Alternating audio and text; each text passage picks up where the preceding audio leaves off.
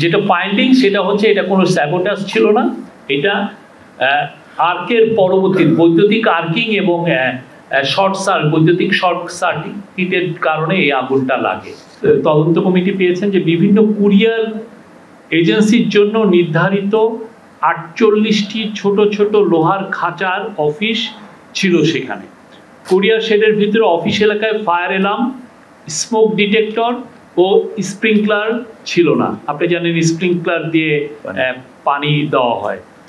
কোনো অগ্নি নির্বাপক হাইড্রেন্ট ছিল না। কোনো ধরনের নিয়মের তোয়াক্কা ও সতর্কতা ছাড়াই পলিথিনে মোড়ানো কাপড়ের রোল, রাসায়নিক পদার্থ, সংকুচিত বোতলের পারফিউম এবং বডি স্প্রে, ইলেকট্রনিক জিনিসপত্র, ব্যাটারি, ওষুধজাত পণ্যের কাঁচামালের মতো অত্যন্ত দাহ্য এবং অন্যান্য দাহ্য পদার্থ এলোপাতারিভাবে সেখানে স্তূপকৃত করে রাখা হয়েছিল। আচ্ছা, আগুনটা লাগে হচ্ছে 2:09 এবং প্রথম এইটা দৃশ্যমান হয় স্মোক হচ্ছে 2:15 এবং এটা 14:15 আর কি। এখানে প্রথম একজন আনসার কর্মী এইটা প্রথম এটা ডিটেক্ট করেন। তো এটার বাইরে থেকে সর্বপ্রথম দৃশ্যমান ধোঁয়া দেখা যায় হচ্ছে 14:15 মানে 2:15-তে। সর্বপ্রথম প্রত্যক্ষদর্শী একজন আনসার কর্মী।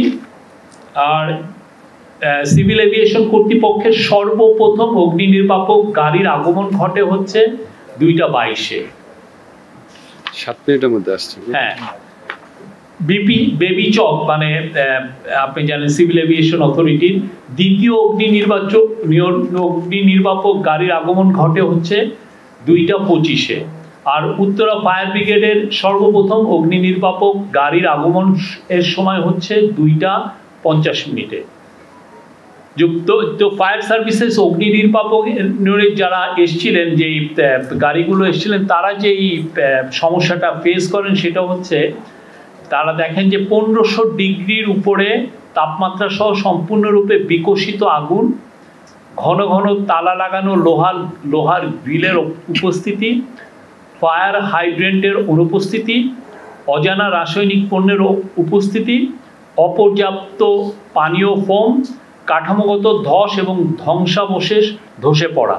তাদের যে ফাইন্ডিংস অনুযায়ী তারা যারা এই পুরো বিষয়টা যারা কাজ করেছেন নিবিড়ভাবে, তারা হচ্ছে যে ফায়ার সার্ভিস, সিআইডির forensic department, arm forces division, তদন্ত কমিটির অগ্নি নির্বাপন বিশেষজ্ঞগণ, এনএসআই, বিস্ফোরক বিভাগ, ডেস্কো, সিটিটিসি, বুয়েট, আপাত, এটা হলো তুরস্কের অগ্নি নির্বাপক সংস্থা, মোকাট কর্তৃক গঠিত ক্যাটালগিং কমিটির প্রতিবেদন, 97 জন সাক্ষীর মৌখিক ও লিখিত সাক্ষ্য, সিভিল এভিয়েশন, বাংলাদেশ বিমান, কাস্টম, এফএসসিডি, বিএনএসিডব্লিউসি কর্তৃক জমা দেওয়া নথি, ডিজিএফআই, বিমান, CAB, NSI, APBN, customs, courier agency এবং বিভিন্ন মিডিয়া হতে প্রাপ্ত সিসিটিভি ফুটেজ। যেটা ফাইন্ডিং সেটা হচ্ছে এটা কোনো স্যাবোটাজ ছিল না, এটা আর্কের পরবর্তী বৈদ্যুতিক আর্কিং এবং বৈদ্যুতিক শর্ট সার্কিটের কারণে এই আগুনটা লাগে। আর আর্কের পরবর্তীতে শর্ট সার্কিটের কারণে কুরিয়ার শেডের বর্ধিত অংশের উত্তর পশ্চিম কোণের পাশাপাশি অবস্থিত কয়েকটি কুরিয়ার এজেন্সির খাঁচাগুলোর মধ্যবর্তী স্থানে অগ্নিপাতের সূত্রপাত হয়। আর অনুসন্ধানে প্রাপ্ত প্রধান ত্রুটিসমূহ আপনারা জানেন যে এই জায়গায় এটা ওনারা জানতে পেরেছে, এই অনুসন্ধানে আসে যে মোট 7টি 2013 সালের পরে এখানে 7টি বড় অগ্নিকাণ্ড ঘটেছে, যেটা হয়তো অনেকগুলো নিউজও হয়নি।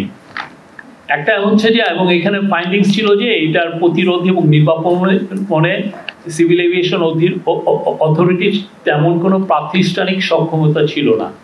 এখানে সুপারিশ করা হয়েছে হলো বিদ্যমান ব্যবস্থা থেকে সরে এসে বিমানবন্দর কার্যক্রমের রক্ষণাবেক্ষণ ও পরিচালনার জন্য একটি স্বতন্ত্র কর্তৃপক্ষ অপারেটর প্রতিষ্ঠা করা যেতে পারে। বেবি চক মানে সিভিল এভিয়েশন অথরিটি শুধুমাত্র নিয়ন্ত্রণকারী রেগুলেটর হিসেবে দায়িত্ব পালন করতে পারে। সবচেয়ে গুরুত্বপূর্ণ কেপিআই যেমন কি পয়েন্ট ইনস্টিটিউশনের সুরক্ষা নিশ্চিত করার জন্য সিএবি কর্তৃক আইসিএও এবং বিএনবিসির বাস্তবায়ন নিশ্চিতকরণ, বিমান বাংলাদেশ এয়ারলাইন্সের কার্যক্রম শুধুমাত্র ফ্লাইট পরিচালনার মধ্যে সীমাবদ্ধকরণ এবং সিএবি নিযুক্ত একজন দক্ষ অপারেটরের উপর গ্রাউন্ড হ্যান্ডলিং ও অন্যান্য কার্যক্রমের দায়িত্বভার অর্পণ। বেবিচক কর্তৃক ফায়ার সার্ভিস অ্যান্ড সিভিল ডিফেন্সের সাথে সমন্বয় করতে দ্রুততম সময়ের মধ্যে একটি বিশেষ শ্রেণীর ফায়ার স্টেশন নির্মাণের জন্য প্রয়োজনীয় ব্যবস্থা গ্রহণ। স্থানীয় এবং আন্তর্জাতিক নিয়ম অনুসরণ করে বিপজ্জনক পণ্য এবং রাসায়নিক গুদাম উন্নত স্থানান্তর করার জন্য এরা বলেছেন।